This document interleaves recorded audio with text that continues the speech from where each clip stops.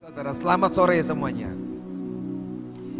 Kita akan buka firman Tuhan sama-sama dalam kitab Ayub pasal yang ke-39.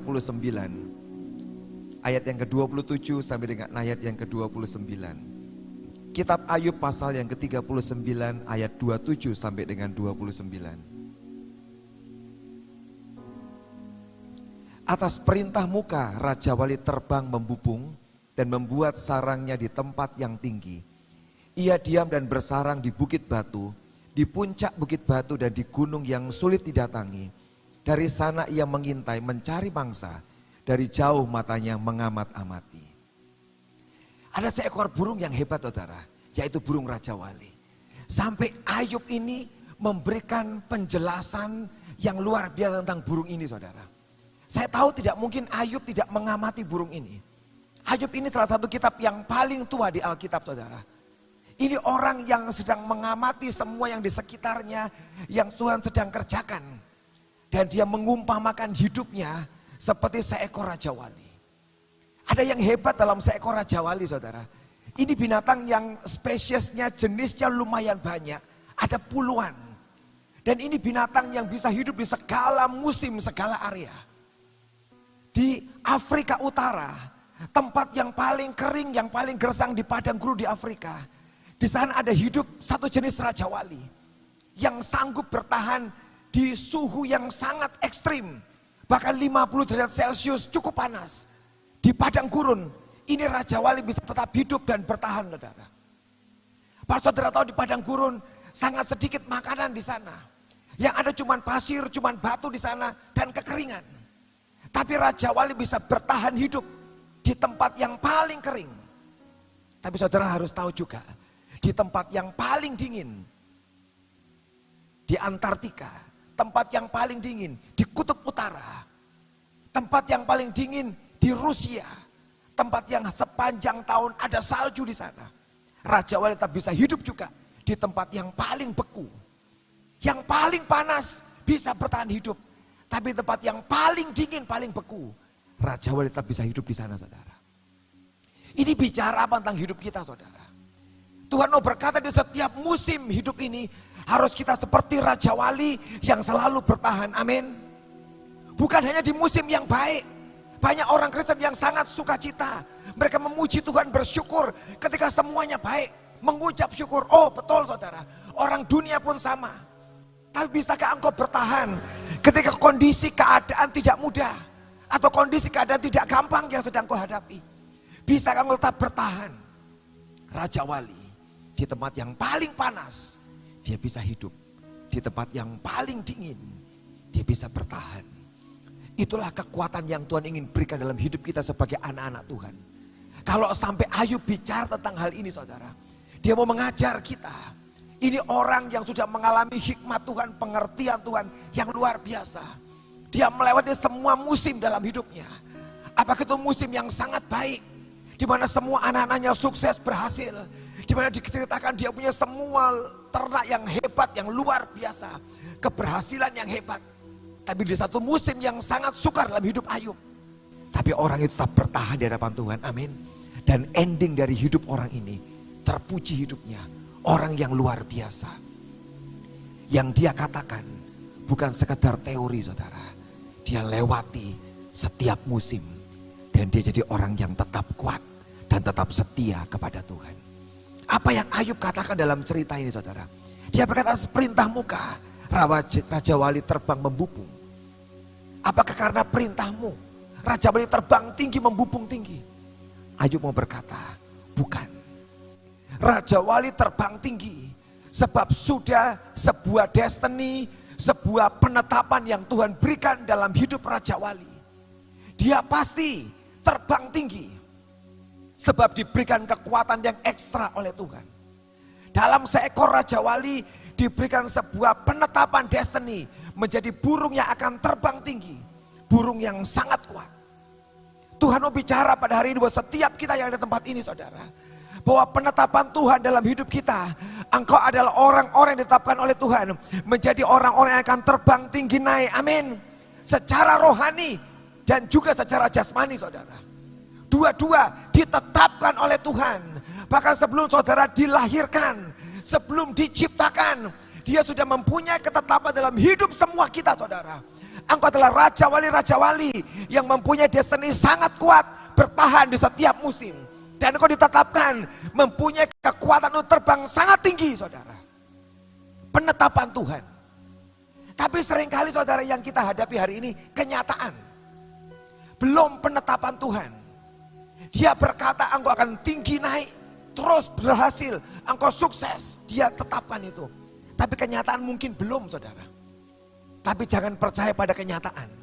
Sebab kenyataan bisa berubah. Tapi penetapan Tuhan tidak bisa berubah, amin. Kalau hari ini saudara belum mengalami, bukan berarti engkau tidak akan mengalami, saudara. Sebab Dia sudah menetapkan kita punya nasib, takdir, punya destiny yang ajaib, yang luar biasa.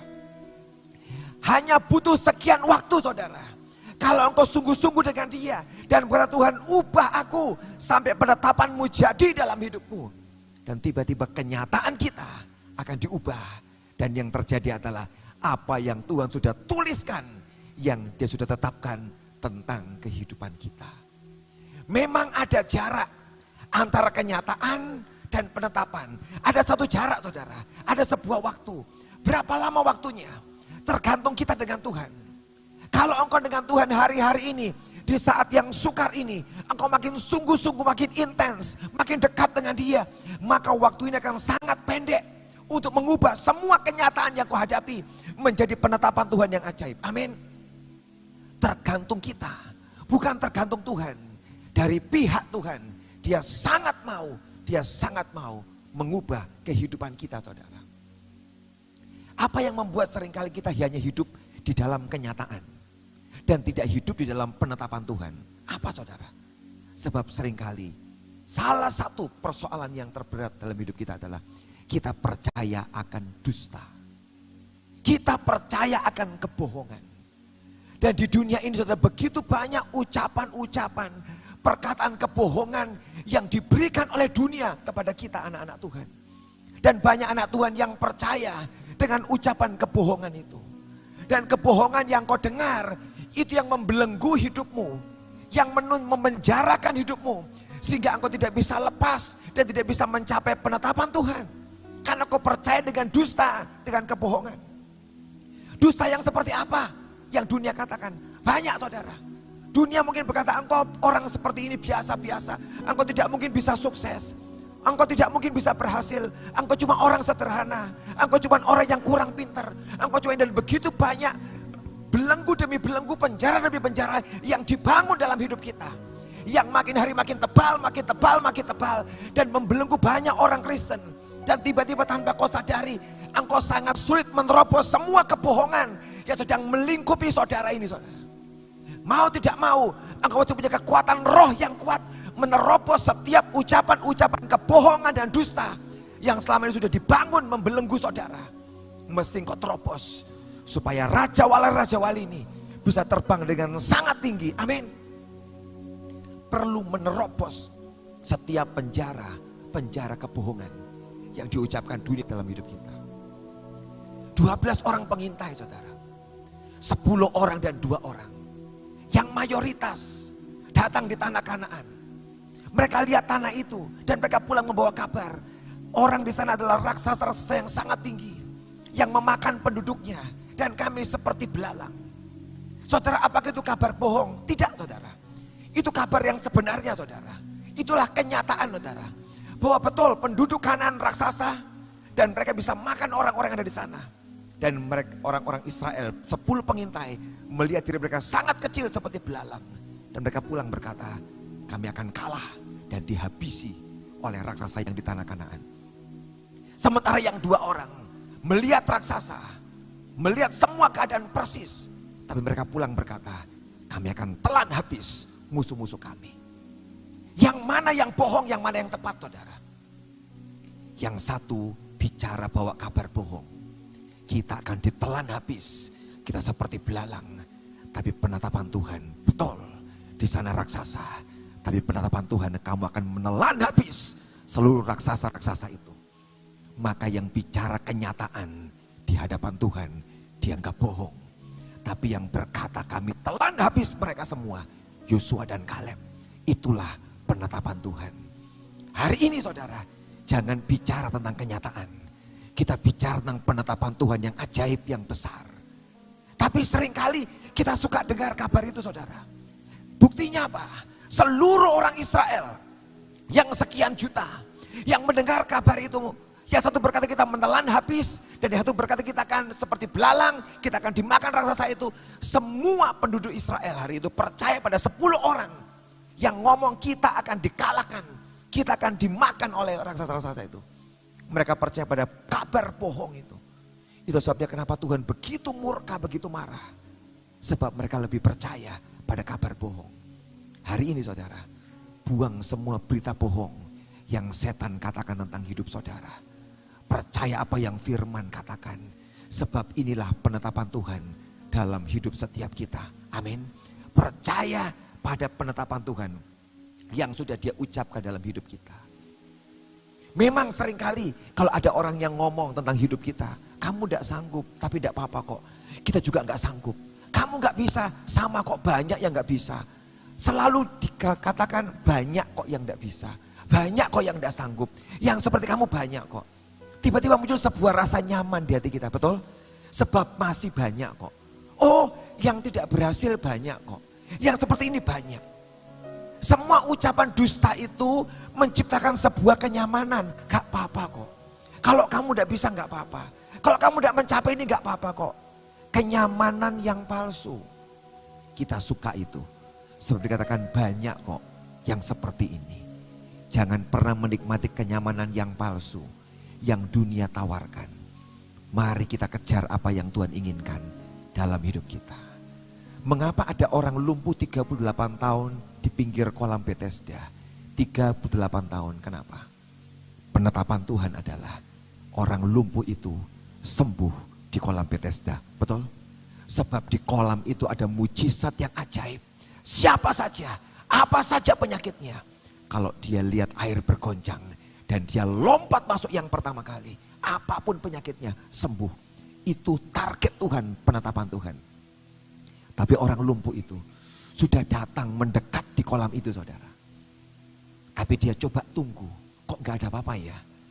Dan di kolam itu ada mungkin ratusan, ribuan orang lumpuh yang sama dengan dia. Oh sama kok, banyak yang di pinggir kolam ini yang belum sembuh juga. Dan tiba-tiba orang yang punya kejar kesembuhan, dia kejar Tuhan di kolam itu. Berhenti, gak apa-apalah di pinggir kolam ini aja. Toh di sini banyak kok, ada ratusan orang yang senasib dengan aku. Tidak apa-apa. Itu yang membuat dia 38 tahun di tepi kolam dengan sebuah kenyamanan yang palsu yang dunia berikan. Gak apa-apa. Padahal saudara, hanya sekian langkah di depannya ada mujizat kesembuhan di sana. Saudara, jangan ada orang yang puas dan nyaman dengan apa yang dunia katakan. Hari ini mau tidak mau, kita mau kejar Tuhan dengan sungguh-sungguh, amin. Sampai semua janji penetapannya yang diberikan dalam hidup kita menjadi kenyataan. Jangan puas di pinggir kolam. Sampai engkau masuk dalam kolam mujizat itu. Dan hidupmu dan nasib saudara dan destiny saudara berubah. Percaya dengan perkataan dusta. Itu yang membuat banyak orang hidupnya terpenjara. Engkau harus menerobos yang satu ini. Tapi yang kedua saudara, apa yang membuat banyak orang yang tidak bisa terbang menjadi raja wali yang dewasa? Tadi bagus lagunya yang dinyanyikan tadi, ya kan? Sayap-sayapnya dikembangkan, sayap raja wali, terbang tinggi, itu bagus, luar biasa. Itulah destiny kita. Yang kedua, banyak orang yang berkata aku raja wali, tapi aku ini bayi raja wali. Artinya aku gak bisa terbang, masih di sarang yang nyaman. Aku bayi, betul raja wali, tapi aku bayi. Apa yang bayi raja wali kerjakan saudara? Cuma tinggal teriak, menciap-ciap, induknya datang ngasih makan. Ya kan? Itu setiap hari kerjaannya. Selama sekian bulan anak raja wali cuma teriak-teriak, induknya datang memberi makan. Yaitu dia senang tinggal di sarang yang nyaman, yang enak. Saudara, itu juga yang membuat banyak orang tidak mencapai destiny-nya. Kenapa? Engkau tinggal di sebuah sarang yang sangat nyaman dan kau merasa aku ini anak raja wali terus. Gak pernah bisa jadi dewasa saudara. Bagus kalau sampai ada goncangan yang membuat anak-anak Raja Wali keluar dari semua kenyamanannya saudara. Ketika engkau merasa aku ini masih bayi, masih kecil, selalu minta pertolongan, bantuan. Aku ini perlu didoakan terus, perlu didukung doa, perlu di ini. Tapi kau tidak pernah bertindak yang menolong orang lain. Tidak pernah bertindak mendoakan orang lain. Engkau tidak pernah kerjakan itu. Engkau bayi, engkau sedang dihalangi hidupmu. Setan akan ngomong terus, bagus, nikmati saja terus menjadi bayi. Kami di Semarang dulu, memang saudara, Pak Besok Agung itu hamba Tuhan yang hebat. Dia kalau menciptakan semua, kami di Semarang itu punya semua fasilitas. Nyaman banget saudara. Bertahun-tahun kami di tempat yang sangat nyaman saudara. Kami ngalami itu. Tapi itu sebuah bahaya buat kami. Beliau bisa terus berkembang, induk Raja Wali yang hebat. Tapi kami jadi anak-anak Raja Wali yang dalam bahaya. Sebab kalau kami terus menikmati semua yang enak yang baik itu, kami gak pernah bergerak kemana-mana. Cuma di situ menikmati semua yang baik. Ada bahaya besar. Tapi saya bersyukur saudara. Tuhan itu selalu bergerak dalam hati saya. Tuhan ajari bagaimana kau mengerti hati pemimpinmu. Kenali hatinya. Apa yang dia suka. Saya tanya, Pak, Bapak suka apa? Dia ngomong, saya suka jiwa-jiwa. Itu yang dia ucapkan. Kamu kerjakan apa saja. Urusan jiwa-jiwa. Aku support kamu. Betul saudara. Saya tangkap satu hal. Jiwa-jiwa. Dan apa yang saya kerjakan? Satu hari saya keliling ke kampung-kampung, saya bawa makanan. Saya pesan sama orang 300, 400 bungkus makanan. Oh, saya dikasih orang duit saudara. Saya gak minta gereja. Dikasih orang duit, wah puji Tuhan. Selama setahun saudara, setiap hari Senin sampai Jumat. Jam 11 siang saya akan keluar dari kantor. Saya bagi makanan, mendoakan orang di jalan-jalan. Di kampung-kampung 300, 400 bungkus. Saya habiskan setiap hari. Sampai jam 1, jam 2. Selesai saya pulang. Besok lagi, setiap hari, saya semangat bergairah. Katakan Tuhan, aku punya kesempatan berjumpa dengan orang yang tidak pernah kami sentuh. Di jalan-jalan, di kampung-kampung, mendoakan mereka. Injil tentang Tuhan Yesus, doa kesembuhan di jalan-jalan. Saya bilang aku ini jadikan aku tidak seperti Raja Wali, anak Raja Wali yang nyaman di kandang. Semua sudah ada, fasilitas ada. Fasilitas membuat banyak orang merasa nyaman. Tapi saya bilang Tuhan, bawa aku keluar. Tidak boleh jadi terus anak Raja Wali. Aku ini harus jadi Raja Wali yang dewasa. Tuhan ngomong kamu pergi misi. Pergi misi ke negara-negara Asia yang tidak enak. Pergi, berangkat. Saya bilang siap Tuhan. Kalau Pak Agung setuju, saya akan izin. Dan Pak Agung bilang demi jiwa-jiwa berangkat. Dan saya berangkat. Saya selalu mengerti hatinya. Saya coba nyantol hatinya. Dia suka apa? Saya kerjakan tepat yang dia inginkan. Sehingga kami selalu sehati sepakat. Berangkat ke misi. Jangan dipikir di misi enak saudara. Ladang misi yang saya datangi bukan tempat yang nyaman. Enggak tinggal di hotel bintang 3, bintang 4, bintang 5. Enggak saudara. Setiap kali pergi ke misi saudara, itu tempatnya yang sangat sederhana. Saya tinggal di Nepal saudara. Di sebuah rumah penduduk biasa. Di musim yang sangat dingin. Tanpa kasur, tanpa selimut. Hanya punya sleeping bed. Di musim dingin di sana saudara. Kedinginan, tinggalnya di rumah tanah liat saudara. Bukan semen, rumah tanah liat, lantai tanah liat, atapnya tanah liat juga saudara. Jadi kalau orang lewat itu kerontokan saudara mukanya. Tapi memang ini misi, tidak mencari kenyamanan. Bukan hotel bintang 5 yang enak, bukan. Ini waktunya setiap kali saya pergi misi, saya belajar Tuhan. Jadikan aku Raja Wali yang kuat Tuhan. Saya mau cari tempat yang paling miskin, yang paling buruk. Saya ke sana. Dan ketika hari itu mau makan malam, saya lihat ke dapurnya saudara. Karena mereka katanya mau buatin makan malam. Saya ke dapur, saya kaget saudara. Kenapa? Saya lihat itu ayam yang udah cabut bulunya saudara. Udah cabutin, udah putih itu ya, dicabutin bulunya. Ditaruh di tanah. Bukan di piring atau di mangkok saudara. Ditaruh di tanah. Loh ini iya, nanti kita akan masak ayam ini saudara.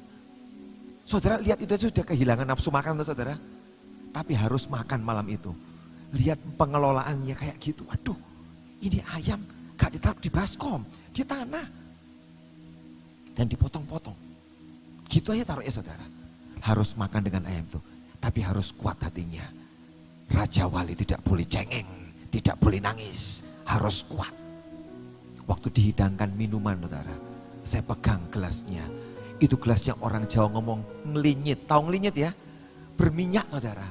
Saya tahu ini pasti lama gak dicuci. Ini sudah dipakai siapa aja saya gak tahu saudara. Tapi saya mesti minum pakai gelas itu. Untung saya itu sedia tisu basah kalau misi saudara. Ambil tisu basah tak lapin semua bersih. Tak siram air panas tak buang. Baru tak kasih rasa saya bisa minum saudara. Itu yang kami lewati dalam pelayanan misi kami. Tapi anak Raja Wali tidak boleh cengeng. Harus kuat menghadapi semua itu. Kami pengobatan di kampung-kampung saudara. Di daerah Pakistan saudara. Dan kami dihidangkan hari itu roti bundar saudara. Dibuat roti. Apa namanya roti India itu yang tipis saudara itu apa? Canai. Dibuatin saudara. Cara tradisional. Tapi yang tidak tradisional adalah bahan bakarnya. Saya lihat ini bahan bakar dari apa ya? Kok nempel di dinding semua? Ini apa tak tanyain? Ini kotoran kerbau yang dikeringkan. Plok-plok sudah kering dibakar untuk bahan bakarnya. Terus kemudian di atasnya buat roti. Tapi tangan yang sama yang megang tadi itu saudara, yang itu loh saudara di dinding tadi, itu pakai ngemek-ngemek adonan, nyek cek tipis, selesai, digulung. Nih, ambil lagi satu, masuk, nyek. Lah, saudara, opo tego, opo kuat saudara. Tapi kalau ditolak, gak bisa saudara. Ini harus dimakan, ini misi loh. Di situ saya belajar banyak saudara. Jangan cengeng, makan, harus dimakan. Ngelihat makanannya dimasak di gudang, di kandang sapi, masak di sana. Saya lihat aduh semua serba jorok. Harus makan saudara, pakai tangan, harus makan. Tapi saya belajar Tuhan, ke ladang misi itu sebuah tantangan buat saya. Jangan cengeng. Lu mesti terbang, paksa dirimu terbang. Saya bersyukur, itu yang membuat saya ini belajar terbang. Sekalipun di tengah semua kenyamanan yang disiapkan, anak Raja Wali ini tidak boleh cengeng dan harus terbang. Kalau engkau cuma teriak, menciap, minta makanan tok. Itulah penghalang diri kita. Mau tidak mau, engkau mesti paksa dirimu saudara. Untuk keluar dari semua kenyamanan. Saya berdoa, sarang di tempat ini tidak membuat engkau tinggal diam di sini. Di luar ada banyak tempat yang mesti dilayani, yang saudara mesti keluar. Jangan ngomong, Pak, di Sion sudah banyak yang tua. Bu Nani tidak ada yang tua bu ya, sini muda-muda semua ya. Jangan ada alasan, aku sudah tua Pak, sudah lemas semua. Tidak ada tua-tuaan saudara. Setiap saudara mempunyai roh yang kuat. Yosua dan Kaleb sudah cukup tua loh saudara. Tapi mereka tidak pernah merasa tua. Tidak ada orang tua di sini yang merasa aku sudah tua. Tidak ada. Setiap kita Raja Wali akan terbang naik tinggi, amin. Tidak ada di sini Raja Wali yang bayi atau yang berkata sudah terlalu tua, tidak ada. Setiap kita bisa kerjakan. Tidak usah nunggu fasilitas saudara. Oh nanti kalau semua disediakan fasilitasnya baru kami akan terbang tinggi. Kalau sayap-sayap kami sudah komplit semua, bagus sayapnya aku terbang. Anak Raja Wali tidak menunggu sampai komplit sayapnya. Bahkan sebelum komplit sudah dilatih terbang. Harus bisa terbang. Walaupun belum komplit saudara. Kami ini bersyukur kemarin kami di Semarang heboh ya, kebanjiran. Ya kan?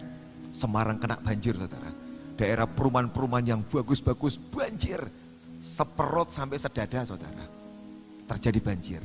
Sebab apa? Banyak tanggul-tanggul yang jebol sehingga air sungai meluap masuk ke semua perumahan-perumahan. Termasuk perumahan saya. Sepaha.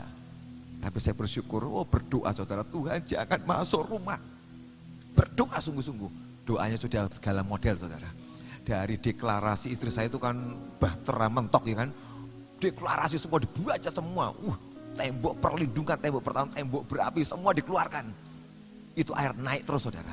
Setelah itu tiup shofar, sudah tiup shofar semua ditengking semua. Air tetap naik. Dan saya lihat, aduh sudah hampir masuk rumah saudara. Saya juga lemas sih ngomong. Yang, ayo berdoa. Wes yang, dari berdoa sampai lemas pisan itu. Loh betul saudara, dari berdoa semangat sampai, aduh Tuhan aku lemas. Pernah ngalamin tidak saudara? Dari berdoa sampai hati ini lemas. Sampai udah kehilangan iman. Saya bilang, Tuhan, aduh Tuhan, ini airnya masuk rumah ini. Apa yang saya buat saudara? Saya bangkit, saya kata ya sudah. Semua yang di bawah-bawah ini, pakaian yang di lemari paling bawah, tak naik-naikkan. Rak sepatu yang pendek-pendek tak naikkan semua. Semua yang bisa basah, yang bisa dinaikkan, diselamatkan. Elektronik yang di bawah-bawah, naikkan semua. Udah tak naikkan semua, tak packing di atas semua saudara. Saya bilang, Tuhan, kalau sampai yang terburuk terjadi, air masuk, minimal aku sudah siap. Aku bersyukur. Aneh saudara, waktu itu bersyukur, waktu tak angkutnya semua naik. Tuhan terima kasih, tidak apa-apa Tuhan. Kalau sampai diizinkan masuk, tidak apa-apa. Aku akan tetap bersuka cita. Langsung airnya berhenti, berhenti saudara. Tidak naik-naik, tak tunggu di depan pintu. Loh kok kurang segini ya, tidak naik-naik ya. Udah mandek. Terus tiba-tiba airnya pelan-pelan surut. Karena pintu air di perumahan dibuka ternyata. Air di luar lebih rendah dari perumahan, terus keluar. Tiba-tiba surut. Aduh Tuhan, puji Tuhan. Loh aneh saudara, waktu teriak-teriak belum berhasil saudara. Waktu saya bilang aku ngucap syukur Tuhan, sampai banjir, terima kasih Tuhan. Tiba-tiba air tidak kuat melihat saya ngucap syukur, mundur dia. Dan tiba-tiba tidak jadi masuk ke rumah. Tapi hari itu air dan listrik mati di rumah. Jadi saya harus ngungsi 1 malam saudara. Karena besoknya mesti kebaktian, mesti ngungsi saudara. Di rumah nggak ada air, nggak ada listrik. Akhirnya saya dijemput mobil segini, dibawa keluar, dievakuasi, diselamatkan keluar, nginep di apartemen semalam. Besok sudah reda airnya, puji Tuhan. Di rumah saya sudah tinggal segini airnya, wah di jalannya sudah beres semua. Tapi saya belajar, jangan cengeng, ucap syukur kepada Tuhan. Dan tiba-tiba kekuatan diberikan. Dan hari itu tidak jadi masuk ke rumah. Kita itu mesti memaksa diri kita saudara, untuk terbang saudara. Gak usah cari fasilitas. Banyak orang nunggu fasilitas. Kalau punya ini, aku mau. Mungkin hari ini ada banyak orang yang sedang berdoa minta fasilitas Tuhan. Tuhan, kasih rumah yang besar Tuhan. Supaya aku bisa buat persekutuan doa di rumahku. Ada yang doa gitu? Tuhan kasih aku mobil. Nanti kalau punya mobil aku mau jemput teman-temanku datang ke persekutuan di Sion. Tuhan kasih aku ini. Kalau aku kaya, aku mau nanti nyumbang Sion. Gereja Gracia banyak. Tuhan kalau aku dapat ini, aku mau ini. Biasanya kalau orang minta fasilitas gak dapat-dapat saudara. Apa yang mesti kau kerjakan? Engkau melangkah bahkan sebelum fasilitas diberikan oleh Tuhan. Itu yang mesti kita kerjakan. Itu Raja Wali saudara. Tidak tunggu fasilitas, tapi kau mengerjakan sesuatu. Dan nanti biarkan Tuhan yang memberikan fasilitas dalam hidup saudara. Ketika banjir di Semarang datang. Malam itu kami dengar banjir terjadi saudara. Maka Rumah Shalom Ibu Aning dan timnya saudara. Masak hari itu. Saya bilang masak. Pendeta murah esoknya wangi yo. Kebanjiran soalnya kan. Jadi mereka masak saudara. Mereka masak. Dan hari itu dengan becak, nyewa becak. Masuk kampung-kampung. Bawa makanan. Sekian ratus. Sampai mereka berhasil masak 25.000 pack saudara. Dalam 3 hari. Saya juga heran. Ini kekuatan hebat saudara. 25.000 bungkus dimasak. Itu orang datang 100, 200 terus jalan saudara. Setiap hari 25.000. Padahal saudara punya dapur enggak saudara? Gak punya dapur. Di mana masaknya? Di halaman. Halaman rumah dipasangi tenda, masang kompor, semua yang duduk, semua orang datang masak di bawah tenda. Sebab tidak punya dapur. Tapi saya puji mereka, saya berkata, bagus. Kamu kalau ngomong harus punya rice cooker besar, punya kompor yang bagus, punya dapur yang bagus, semua. Baru kami akan masak buat kota ini.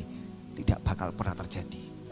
Tapi kalau dengan tenda ini, dan kamu tetap mengerjakan dengan sukacita, dengan segenap hati. Semua jemaat datang, ngirimkan makanan dan masak bersama. Bagus. Tuhan akan lihat.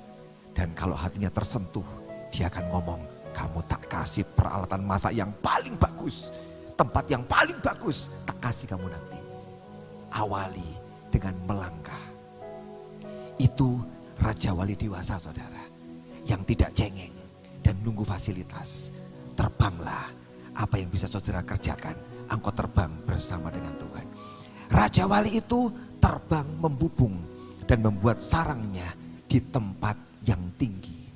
membuat sarang di tempat yang tinggi. Saudara, kenapa kok Raja Wali buat di tempat yang tinggi? Itu sebuah pilihan, saudara. Engkau mau taruh hidupmu di tempat yang rendah, yang biasa, atau kau mau taruh hidupmu di tempat yang tinggi, itu pilihan. Raja Wali boleh buat sarang di tanah, boleh. Dia boleh buat sarang di atas pohon yang pendek, boleh. Mau buat sarang di atas rumah, boleh. Tapi Raja Wali selalu memilih tempat yang tinggi-tinggi di atas gunung-gunung batu. Yang dikatakan tidak terjangkau. Di Bukit Batu, dia buat di sana. Saudara, hari ini bangunlah hidupmu, saudara. Jangan di tempat yang pendek, saudara. Bangunlah hidupmu di tempat yang tinggi-tinggi, saudara. Mungkin orang berkata, Allah kamu ngapain berpikir seperti itu, terlalu tinggi. Jangan pikir seperti itu, saudara. Buat, saudara, buat di tempat yang tinggi. Bangunlah. Kenapa dia pengen kita semua dibawa naik, dibawa naik. Sebab di atas sana, saudara, ada sebuah area yang limitless, tanpa batas. Kalau di tempat ini area terbatas, saudara. Saudara kalau naik mobil di ruangan ini, saudara, nabrak macam-macam, saudara, nabrak mimbar, nabrak sana, ya kan? Gak bisa. Karena kita banyak halangan. Sebab di mana? Di daratan. Kalau di luar juga sama. Kalau engkau di luar sana nyetir mobil paling 150 km per jam. Itu sudah mentok, saudara. Kalau terlalu cepat bisa nabrak, saudara. Ya kan?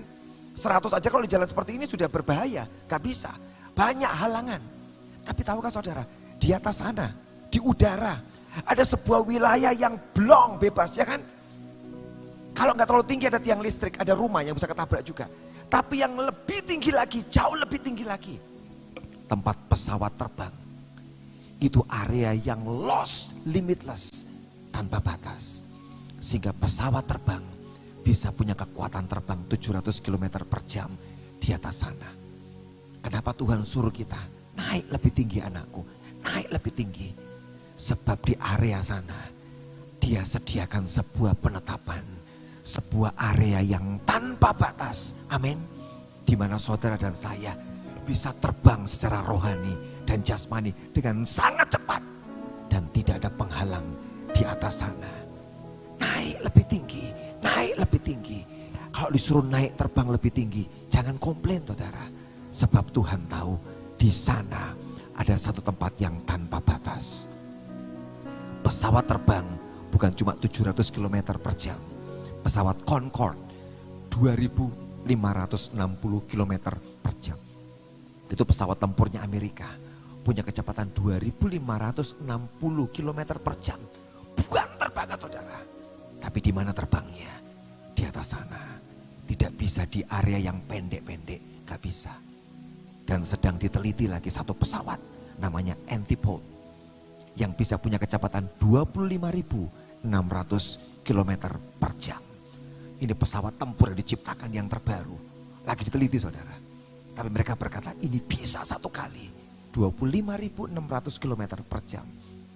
Pesawat ini bisa terbang dari London, UK, Inggris ke Auckland, New Zealand dalam waktu cuma 20 menit. Enak banget, saudara. Gak usah lama-lama naik pesawat, ya kan? Kalau kita ke Amerika aja bisa 20-24 jam. Lama banget. Tapi dengan pesawat ini, sampai langsung. Di mana terbangnya? Di area yang tanpa batas. Apakah mungkin, saudara? Apakah mungkin buat kita anak-anak Tuhan mengalami pengalaman rohani dan juga pengalaman jasmani yang seperti ini? Bisa. Mazmur 1 ayat 3 berkata, apa saja yang diperbuatnya berhasil. Artinya apa, saudara? Itu tempat yang limitless, betul? Apa saja yang diperbuatnya. Loh, saudara, kira-kira percaya enggak dengan Mazmur 1 ayat 3 toh? Apa saja yang diperbuatnya berhasil. Percaya enggak, saudara? Kita harus percaya. Itu area yang limitless, saudara. Sebab apa saja tidak ada lagi penghalangnya, saudara. Yang kita bisa tembus semuanya. Satu hari nanti, saudara, saudara dan saya akan dibawa ke area itu, saudara. Kalau saudara bisa tahu penetapan Tuhan. Amin. Kita akan dibawa. Daud sudah ngomong, apa saja yang diperbuatnya berhasil. Mungkin hari ini kita berhasil, gagal. Berhasil, gagal. Berhasil, gagal. Ya kan? Masih naik turun, naik turun. Tapi ada waktunya. Berhasil, berhasil, berhasil, berhasil, berhasil, terus naik berhasil. Amin. Dalam penetapan Tuhan, saudara. Satu kali akan kita alami, saudara. Percayalah, itulah sebuah penetapan Tuhan yang hebat, yang luar biasa dalam hidup kita. Hidup yang tanpa batas. Membuat sarang di tempat tinggi, saudara. Kolose 3, kita buka sama-sama Kolose 3. Kolose pasal yang ketiga. Ayat 1 dan ayat yang kedua. Karena itu kalau kamu dibangkitkan bersama-sama dengan Kristus, carilah perkara yang di atas, di mana Kristus ada, duduk di sebelah kanan Allah. Pikirkanlah perkara yang di atas, bukan yang di bumi. Rasul Paulus tulis surat kepada orang-orang di Kolose bagus.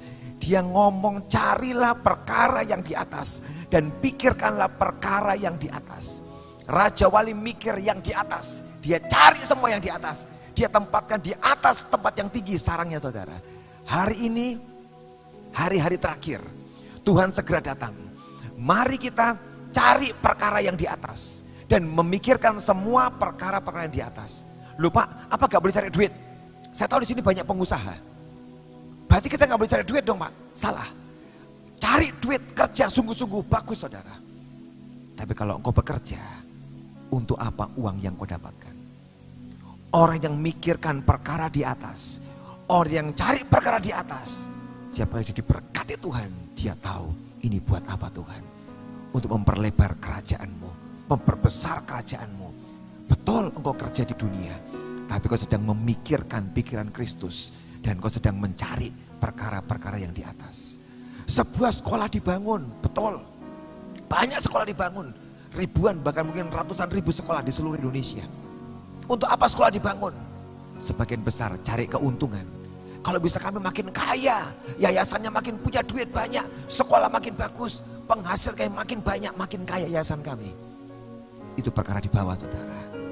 Perkara di atas adalah kalau engkau membangun sekolah dan kau berpikir Tuhan bagaimana anak yang tidak bisa sekolah masuk ke sekolah ini dan mereka bisa sekolah.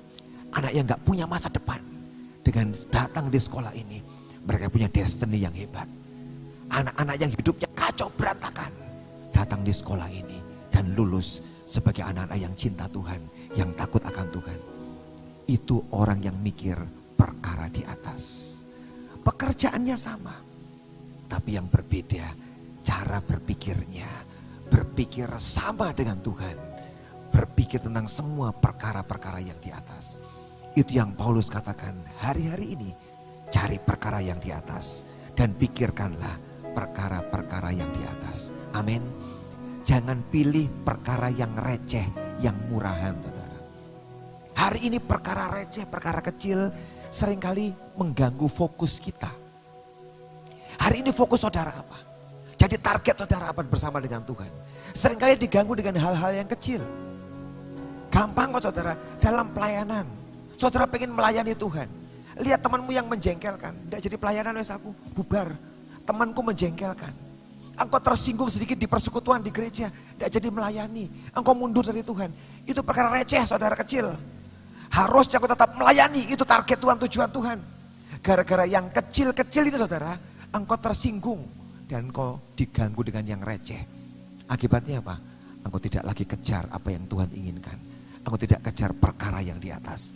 Hari ini singkirkan perkara yang receh. Dosa dan beban singkirkan. Dan lari dengan kencang kepada tujuan yang Tuhan inginkan kita raih dalam hidup kita. Amin. Saya diceritanya teman saya satu kali. Ini saya juga pernah cerita di sini saudara. Urusan perkara receh. Satu kali teman saya itu dulu kerja di luar kota. Satu kali dia itu enggak tahu kenapa iseng. Ada perlombaan 17 Agustus saudara. Anak-anak SMA lomba jalan, gerak jalan. Anak-anak SMA. Apa yang dibuat oleh orang nakal ini saudara, usil ini. Dia tuh beli rokok. Beli rokok 2-3 pak. Beli rokok. Terus dibuka dari dosnya, dibawa. Dia lihat orang yang gerak jalan baris. Nah anak-anak SMA ini waktu gerak jalan sudah hampir mencapai garis finish. Apa yang dikerjakan oleh orang yang usil ini? Itu rokok diambil di garis finish, dilempar saudara. Lah ini anak gerak jalan SMA, maju, kanan, kiri, semangat toh. Tiba-tiba bubar. Kenapa? Sebab ada rokok yang dihambur. Langsung itu barisannya kacau, berantakan, rebutan rokok saudara. Dan hari apa terjadi? Barisannya kacau, berantakan. Kira-kira penilaiannya menang enggak saudara? Wes, enggak menang dia saudara. Barisan ambiar saudara. Maka hari itu gagal memenangkan pertandingan. Gara-gara apa saudara? Perkara receh. Ada rokok yang dilempar, enggak tahu kenapa mereka mungkin ada yang merokok ya. Rokok dilempar, rebutan semua. Anak-anak SMA itu, rebutan. Sebatang tol saudara, rebutan. Akibatnya apa? Tidak lagi lihat garis finish. Padahal sudah hampir sampai loh saudara. Gara-gara dihamburin rokok di depan, rebutan. Padahal kalau mereka bisa mencapai garis finish, mungkin grup mereka akan diberikan piala penghargaan, betul? Dan mungkin ada hadiah juga, uang saku enggak tahu berapalah, pasti dikasih lah untuk pemenangnya saudara. Gara-gara sebatang rokok, semua itu hilang dan hancur saudara. Tahu enggak saudara, di akhir zaman ini, kita semua akan mencapai garis finish, betul? Tapi tahu apa yang setan buat dengan hidup kita anak-anak Tuhan? Dia akan menghamburkan banyak perkara recehan saudara. Menjelang sampai garis finish. Ini akhir zaman, sudah hampir datang Tuhan. Sudah hampir finish garisnya. Setan akan kerja keras, dia hamburkan perkara receh di depan kita. Matamu kemana saudara? Waktu lihat perkara di atas, kau tidak lihat yang ini. Aku akan terus bergerak maju. Garis finish targetku. Tapi kalau engkau lihat perkara recehan, engkau akan berhenti dan ambilin. Dan tiba-tiba garis finishmu kau lupakan. Dan kau kehilangan banyak hal. Gara-gara perkara yang kecil. Setan pinter, dia tahu. Saya berdoa, jemaat yang di Sion, tidak ada yang matanya melihat ke bawah. Tapi kau melihat ke atas, perkara yang besar. Kalau setan tawarkan perkara yang receh, singkirkan. Lewati saja. Cari yang di atas. Amin. Amin. Cari perkara-perkara yang di atas. Dia taruh sarangnya di bukit-bukit batu. Bukan cuma yang tinggi saudara. Tapi ditaruh di bukit-bukit batu sarangnya. Menjadi kuat. Taruh di bukit batu sebuah pilihan saudara. Hari ini saudara sedang membangun hidupmu di atas tanah yang biasa. Yang gampang longsor. Atau sedang membangun hidupmu di bukit batu. Saudara, hari-hari ini hujan lagi deras di mana-mana saudara. Beberapa daerah longsor. Kenapa tanah bisa longsor saudara? Sebab tidak ada batu-batu yang di sana yang kuat. Kalau bukit batu gak bakal longsor. Yang sering longsor apa saudara? Tanah yang sangat rapuh, yang tidak kuat. Melekat saudara. Ketika hujan terus maka tanah itu akan longsor jatuh. Saudara, bangun hidup saudara di mana dalam hari-hari ini? Apakah di sebuah tanah yang begitu rapuh, yang ketika hujan dan longsor semuanya? Atau di bukit batu yang sekalipun hujan deras datang, banjir datang tapi tidak pernah roboh. Bukit batu akan bertahan dengan kuat. Hari-hari ini saudara dan saya mesti membangun hidup kita dengan sangat kuat. Ada begitu banyak hal yang akan kita alami yang membuat kita akan longsor saudara. Tapi kalau engkau di bukit batu kau bangun hidupmu, tidak akan pernah longsor hidupmu. Tuhan berkata orang yang berhikmat, yang bijaksana, dia tahu membangun hidupnya di atas batu. Biarkan saudara dan saya ditemui orang-orang yang bijaksana. Engkau membangun hidupmu di atas batu karang yang kuat. Ketika hujan datang, banjir datang, tidak membuat longsor hidup kita. Tapi kita bisa bertahan dengan kuat. Menjadi kuat, itu sebuah keputusan, sebuah pilihan. Aku bangun di atas batu karang yang teguh. Yang terakhir saudara, seekor Raja Wali. Dia di tempat yang tinggi dan dikaruniai mata yang tajam yang bisa mengintai mangsanya. Dia melihat, dia tidak menunggu mangsa, tapi dia mencari mangsa. Coba saudara lihat kalau ada video Raja Wali, dia tidak akan diam kepalanya. Waktu dia sedang bertengger di sebuah pohon tempat yang tinggi, dia akan terus kepalanya geleng kemana-mana. Dia terus cari kemana-mana saudara. Kenapa? Untuk apa saudara? Dia sedang ngincar di mana ada mangsa. Dan dia akan segera menyambar mangsanya. Terus kepalanya diam. Terus jadi orang Kristen. Hari ini mari arahkan mata rohanimu. Memandang sekelilingmu. Pandang semua dengan tajam. Yang rohani dan yang jasmani. Pandang. Dia pengen membuat rohani kita naik. Tapi pekerjaan saudara, bisnismu, apapun yang jasmani, dia mau bawa juga naik. Tapi dia perlukan sebuah ketajaman di mata kita untuk bisa melihat mangsa kita dengan tajam, saudara. Tahun 1994, Pizza Hut itu, tahu Pizza Hut semua ya? Itu perusahaan pertama kali yang membuat online service, pelayanan online. Jadi mereka orang boleh telepon ke Pizza Hut, ngisi aplikasi, kemudian nanti bisa diantar ke rumah Pizza Hutnya, saudara. Tahun 1994. Itu perusahaan pertama yang membuka online service. 1995 ada perusahaan lain yang juga lihat dan berkata ini bagus ini, yaitu Amazon. Amazon itu perusahaan dulunya toko buku, saudara, yang cuma jual buku-buku. Waktu dia buka online, waduh, yang beli bukan cuma di kotanya, saudara. Luar kota mulai beli, bahkan dari luar Amerika mulai pesan buku-bukunya, saudara. Berkembang dan orang-orang tanya, apa cuma buku jualannya? Kenapa gak jual yang lain? Sejak hari itu Amazon diperbesar. Sampai hari ini perusahaan itu masih ada, saudara, di Amerika. Dia ngelayani semua permintaan lewat online. Orang ngomong gini, apa ya toko online tuh laris? Kita kan pengennya ke mall, ke toko, lihat barang, beli. Zaman dulu mikir kayak gitu ya kan? Tapi hari ini semua serba online. Tapi kalau hari ini mau buka usaha, sudah telat, saudara. Sudah banyak yang buat yang pertama-tama, yang sudah berkembang dengan hebat. Salah satunya Amazon. Di hari itu buka toko online dan begitu banyak pelanggannya. Sampai dia punya pegawai 20.700 di tahun 2009. Kemudian pada tahun yang sama, 2009, dia mendapatkan keuntungan 920 juta US dollar. Berapa T? Tidak tahu saya, tidak bisa ngitung, saudara. Itulah keuntungan dia. Pada saat 2009. Hari ini keuntungannya berapa, saudara? 2021 berlipat kali ganda. Dari mana sampai perusahaan ini bisa dapat keuntungan yang sangat besar, saudara? Dari mana? Ketika dia menangkap Kairos. Oh iya, buka toko online ya. Dia buka. Hari ini banyak yang nyusul. Tapi yang sekarang kalah sama yang pertama kali ini, saudara. Sebab dia yang nomor satu yang melihat dengan tajam perusahaan ini. Dan berkembang dengan sangat luar biasa.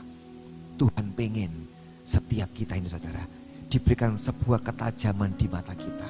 Amin. Bukan cuma engkau rohanimu diangkat tinggi. Tuhan pengen setiap kita secara jasmani diberkati. Kenapa, saudara? Sebab kalau anak-anak Tuhan diberkati, diangkat tinggi, dia bisa membiayai penginjilan. Dia bisa membiayai kegerakan Tuhan. Dia bisa membiayai begitu banyak.